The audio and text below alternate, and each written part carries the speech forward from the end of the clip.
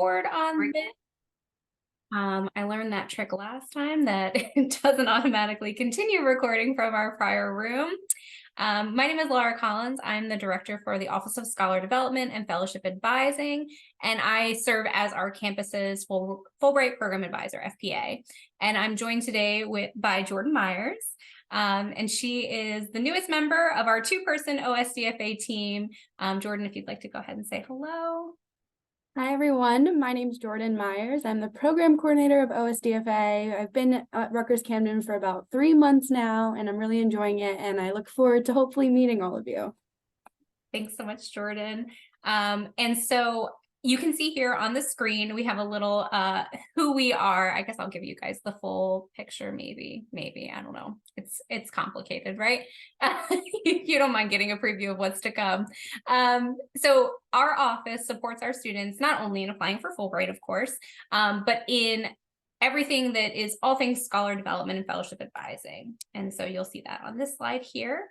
And so our office, while named with the longest title, was named with great intention. So we help students at every stage of study, undergraduates from as early as first year through graduation, graduate students on our campus, as well as alumni. And so we help our individual applicants in thinking through their goals, refining them, adjusting, and really identifying high impact experiences that match those opportunities. Most of which are funded from external sources. And so Fulbright, of course, falls within that purview. And we run this cycle every year. We've had great success, which I'll share with you in just a little bit. I want to give you a little bit of overview about what it's like to work with our office.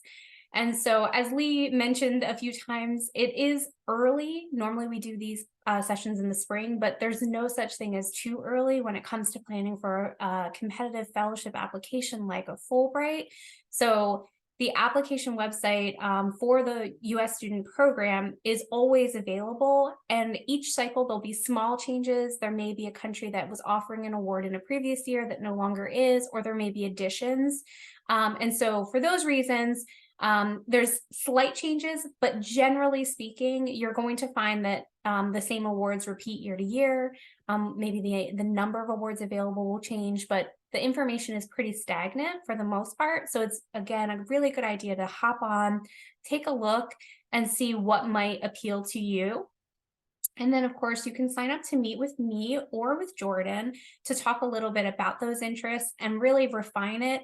I often will have folks who will come to me and say, like, I really want to go to this place. And then as we start talking through it, I might be able to share some information about another country or another award opportunity that either supports what they're trying to do, enhances what they're trying to do, takes them in a new direction. So having these conversations early and often can really be to your benefit.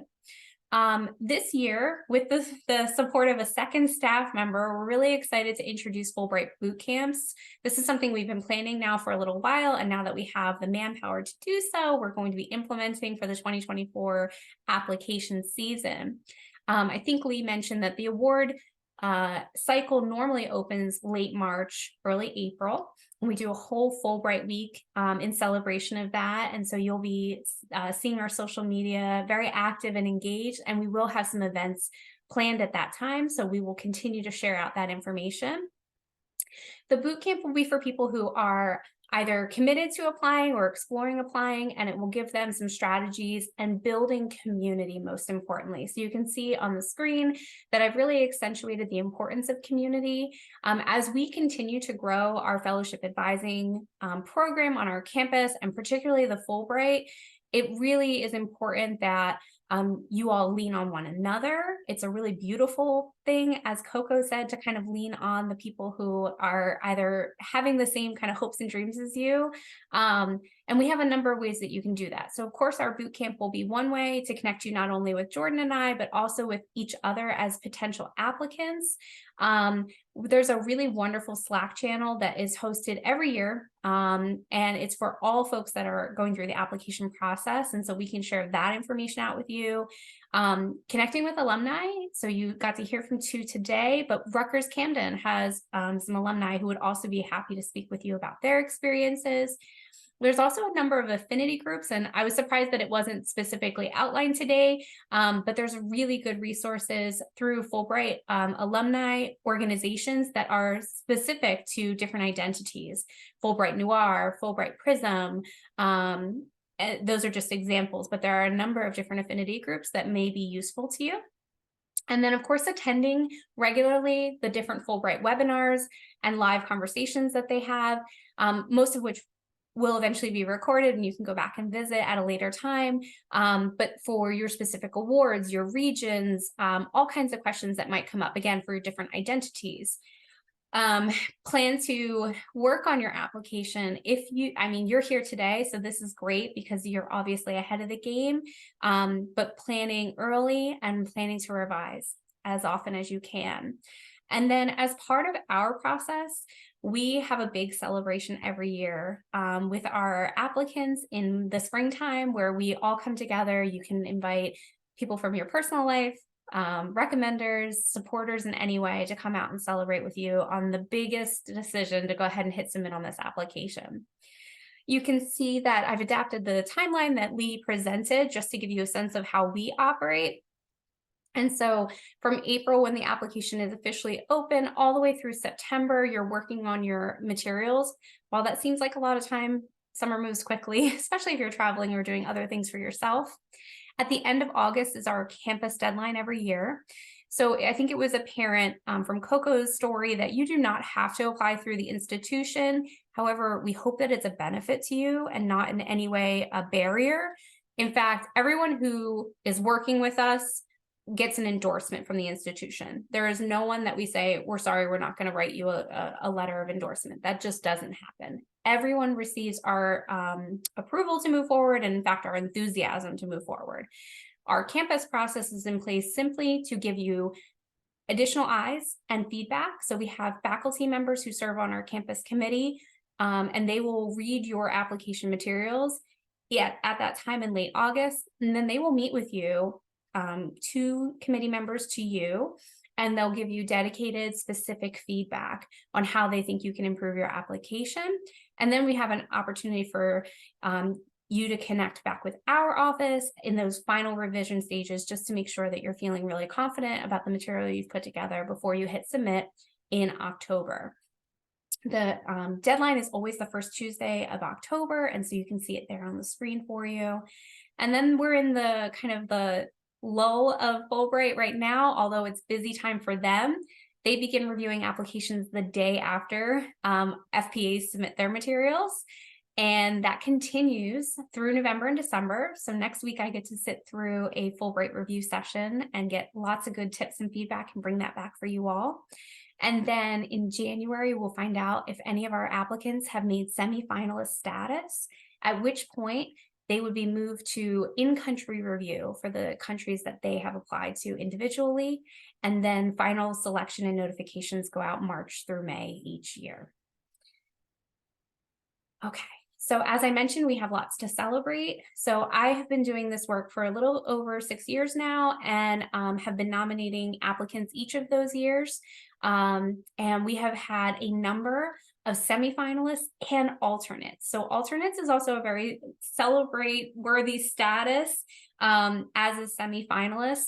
That means you've passed through the US review and have been recognized for your achievement and the outstanding work on your application. And then it comes down to the country review. And oftentimes there's nothing wrong with an application once it reaches the country, and it would win the award if only they had enough space for everybody. So making it to those semifinalists and alternate statuses is a really big deal and something worth celebrating, and we do. In the time since I've been advising for Fulbright, we have 2 Fulbright winners. 2020 was our first, Patience Williams. She earned that recognition for the first time in 35 years for our campus. So that was a really big celebration.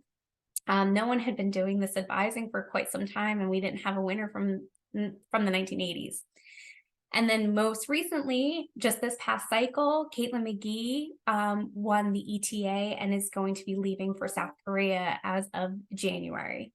And so this past cycle, we supported our largest number of applicants to date, and we anticipate that we're only going to keep seeing more and more students applying for this opportunity. So I have a nice photo of patients there with a little bit of a recommendation just to go for it, push those fears down and try and see what happens. And similarly from Caitlin, she actually joined us for a panel today, and we heard from 5 panelists, some of whom have applied for Fulbright and other awards. And in all cases, they said, there's nothing to lose, just go for it. Okay, so this is an overview of what our next steps look like. So we have an interest form, which will show up on the next slide for you, that you can indicate your interest in working with our office, whether that's for Fulbright or for something else, or maybe both. And so we would then schedule a meeting with you to learn a little bit more about your interests, where you are in your academic career, what your long-term goals look like, and more. We would encourage you to begin attending those webinars or review ones from past cycles. Again, the information is pretty stagnant, and so there's a lot to be gained from going back and rewatching those webinars on their website. As we move into the cycle in the new year, we'll have lots of different checkpoints for our students, including the Fulbright boot camps and other points in time where we say, this is where you should be in your application. And that way we can kind of give you some guidance and kind of keep you on track to the best of our ability so that you feel accountable to something.